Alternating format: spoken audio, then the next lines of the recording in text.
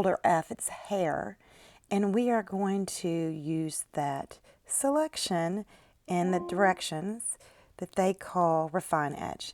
But this is a newer version of Photoshop, and so it will be select and mask. So I'm going to duplicate that layer, Command J.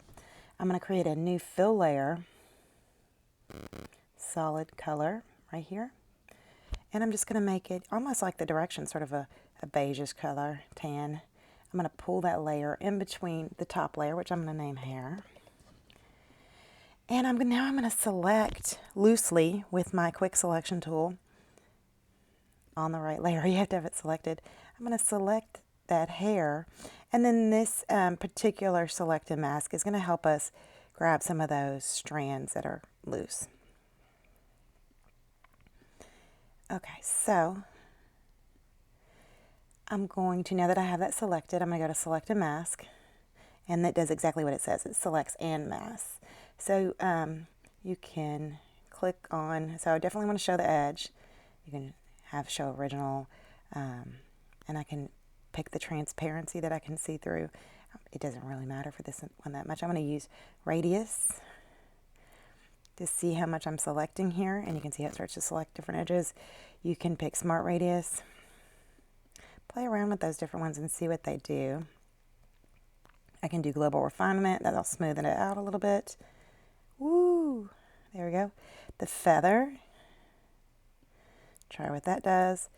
The contrast, but I think the shift edge is going to make the biggest difference. So when I shift this edge, it's going to help me select some of these fine strands here. See, I'm going to need to go shift the edge this way more. And it looks like I have overdone it a little bit in some places. I may take my radius down.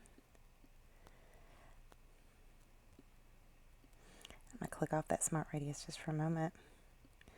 And then I can smooth it or feather it or contrast it as I see fit and hit OK. And so it is, well, that's one way to select some strands of hair. So let me try this one more time. Let's see if we can get a little bit more transparency in it. And let's get the edge detection really on high. There we go. There we go. Okay, I'm going to hit OK now. And so then I have that hair selected. So now I can inverse it. Select inverse. If I wanted to delete everything but this hair, that's one way I could select it a little bit better, is at select and mask. So I put a fill layer in between so I could see what I was doing. I loosely selected it on the layer with the hair. You select and mask, and then just play with those sliders until you get it about where you want it.